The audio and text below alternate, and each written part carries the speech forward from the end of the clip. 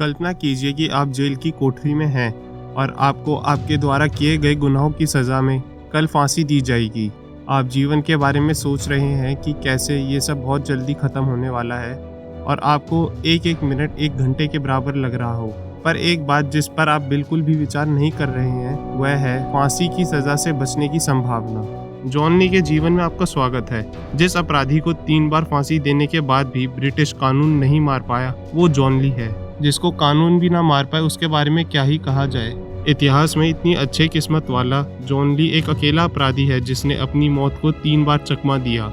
ये हुआ कैसे, इसे जानने के लिए हमारी इस वीडियो के लास्ट तक बने रहें, जहां ये वीडियो आपको हैरान करके रख देगी।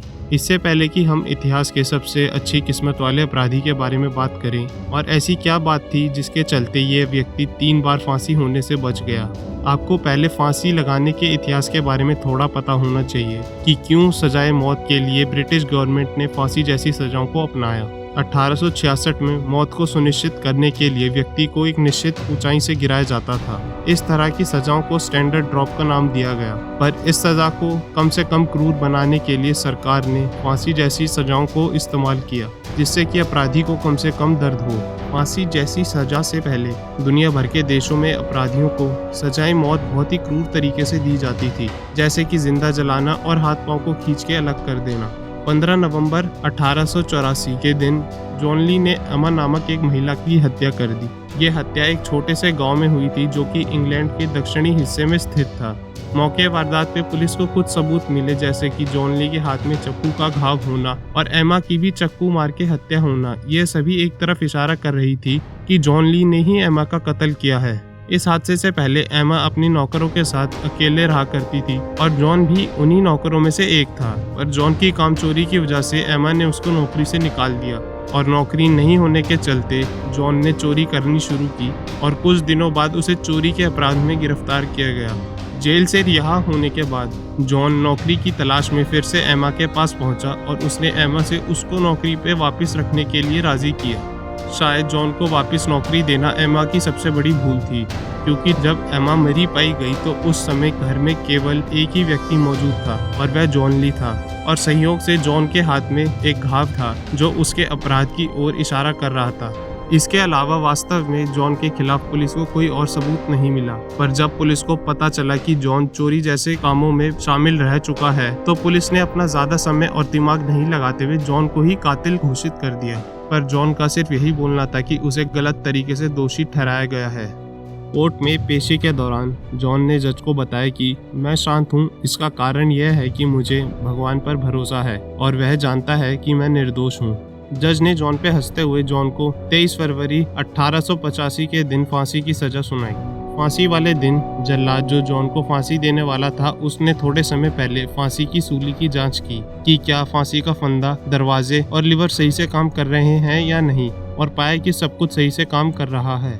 थोड़े समय बाद जब जॉन के गले में फंदा डाला गया और उसको उसके अपराध की सजा देने के लिए लीवर को खींचा गया तो लीवर काम नहीं किया। इस बात से जेलर बहुत गुस्सा हुए कि लीवर कैसे काम नहीं करा, क्योंकि अभी कुछ मिनटों पहले उनकी आंखों के सामने लीवर काम कर रहा था। और इस वजह से जॉन की सजा को अगले दिन रख दिया गया और अगले दिन भी यही चीज दोबारा हुई, लीवर ने काम नहीं किया। ये सिलसिला इसी तरह चलता गया और 3 बार फांसी देने में नाकामयाब रहने के बाद ये केस कोर्ट में गया, जहाँ पे ये बात उठी कि आप केवल सोच ही सकते हैं कि 3 बार जब जॉन के गले में फांसी का फंदा डाला गया होगा तो उसके दिमाग में क्या चल रहा होगा। ये ख्याल ही फांसी से ज्यादा भयानक है और जॉन ने ये 3 बार अनुभव किया था। जॉन की सजा के लिए इतना ही काफी होगा, ये कहते हुए जज ने फैसला सुनाया कि जॉन ने अपनी सजा पूरी कर ली है और जॉन को जेल से रिहा कर दिया जाए।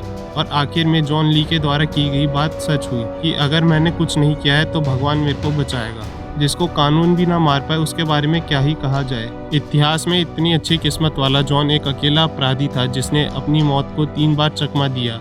सन 1892 में जिस जल्लाद को जॉन को फांसी देने का काम सौंपा गया था उसने अपनी एक किताब माई एक्सपीरियंस एज एक्सिक्यूशनर में लिखा था कि साइंस हमेशा एक जैसा काम नहीं करती है। कुछ लोग बहुत देर में मरते हैं और कुछ लोगों की तुरंत मौत हो जाती है, लेकिन जॉन का मामला सबसे असाधारण था। जब जॉन ली फांसी की सूली से दूर होते थे तब लीवर अच्छे तरीके से काम करता था, पर जब जब जॉन को फांसी देने की कोशिश की जाती थी तब लीवर नहीं चलता था, मानो जैसे कोई अदृश्य शक्ति जॉन की फांसी को रोक रही हो।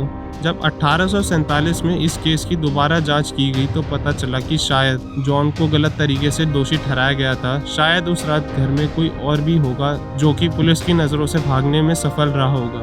जेल से रिहा होने के बाद जॉन ली कहाँ गए ये बात किसी को नहीं पता। लोगों को मानना था वो लंदन में एक नई जिंदगी जीने की कोशिश कर रहे हैं, और इसी के विपरीत कुछ और लोगों का मानना था कि वह देश छोड़ के जा चुके हैं। पर 1945 में यह खबर आती है कि जॉन ली, जिन्होंने 3 बार मौत को चकमा दिया था, उनकी 80 साल की उम्र में मृत्यु हो गई। पर आज भी ये सवाल एक मिस्ट्री बन के रह गया कि फांसी देते वक्त लीवर क्यों अटक जाता था। आपके क्या विचार है, हमें कमेंट करके ज़रूर बताएं। और ऐसे ही और मिस्टीरियस वीडियो देखने के लिए हमारे चैनल हिडन वर्ल्ड हिंदी को सब्सक्राइब करें, और अगला वीडियो किस विषय में बनाया जाए ये भी हमें कमेंट करके ज़रूर बताएं।